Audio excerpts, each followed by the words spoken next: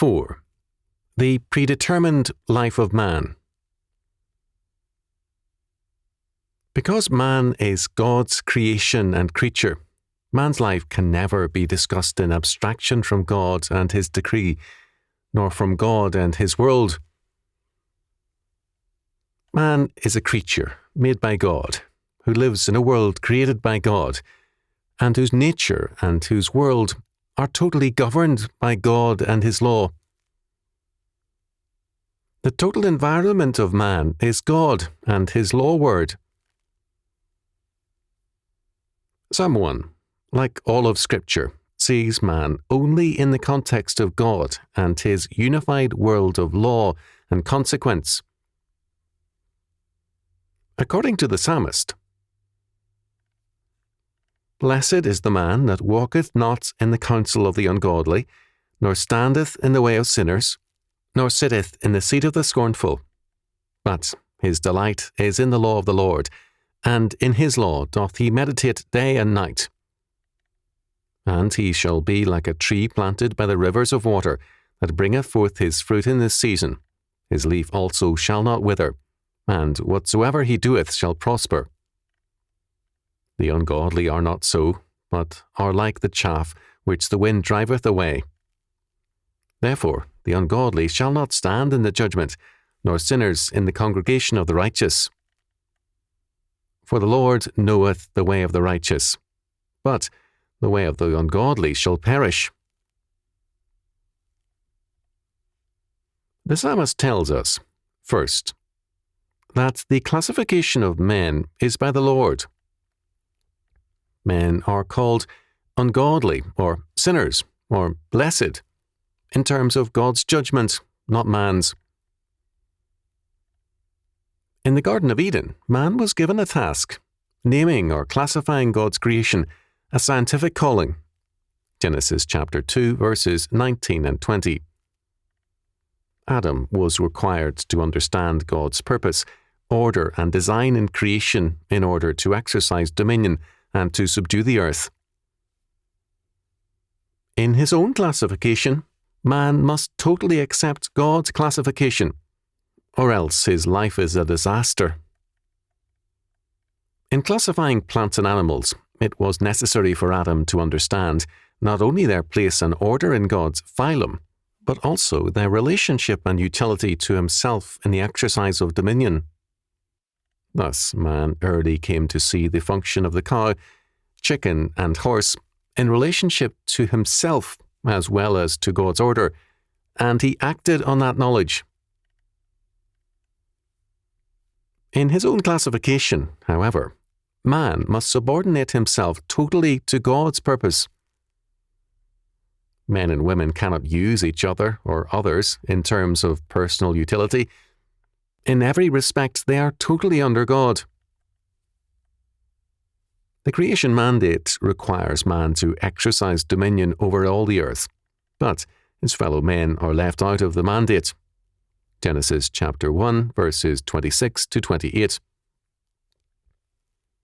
Furthermore, the ordinance concerning marriage does not cite dominion, but union in God's calling as basic to marriage. Genesis chapter 2, verses 18 to 24. St. Paul, in speaking of marriage, does not use the word dominion, but rather headship. 1 Corinthians chapter 11, verses 1 to 12, Ephesians chapter 5, verses 21 to 23. Scripture requires man to exercise dominion over the world. This does not make mandatory that we love the chickens we use in the poultry yard. We can love the earth we till, but the command is to exercise dominion. Headship, however, is plainly associated with love. Husbands are commanded to love their wives, as Christ also loved the church and gave himself for it. Ephesians chapter 5, verses 25 and 28 to 33. A man is a fool if he sacrifices himself to the cattle he is called to exercise dominion over, but he is required to exercise a self-sacrificing headship over his wife in order to further the unity of their marriage under God. His self-sacrificing headship is not one of a wife-centered nature, but of a God-centered calling and obedience. In brief, every facet of man's life must be governed and defined by God's law word. A man can use cattle, having dominion over them, in a variety of legitimate ways, developing many uses, not only out of their meat, hide and bones, but their byproducts as well. As long as he abides by the general requirements of the Lord, he is lawful. In his relationship to God, to his wife, and to other people, man's ways are carefully classified by God's law.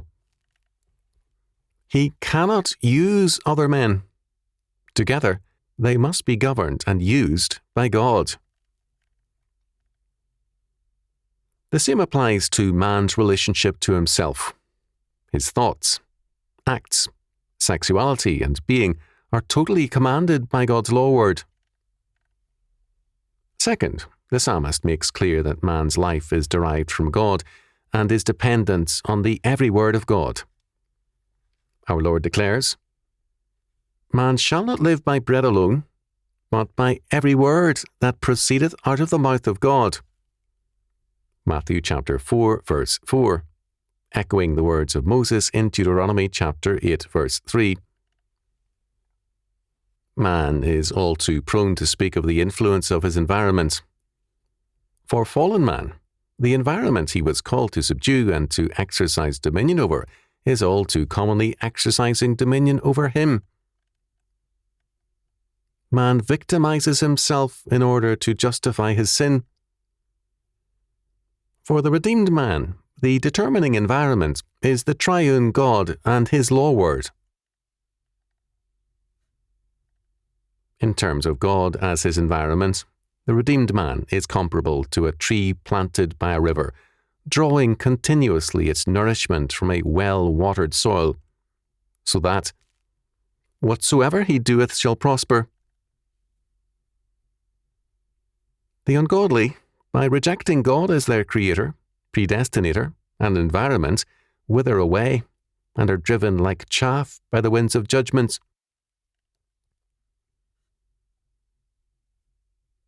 Because man is totally a creature in all his being, he is totally subject to God, and every condition of his life is created and conditioned by God. Man is not a self-made product. To be a creature means to be under authority.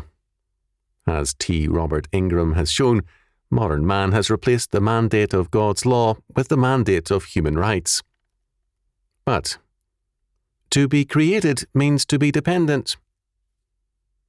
Man, however, is possessed by the sinful dream that mankind might become its own lawmaker.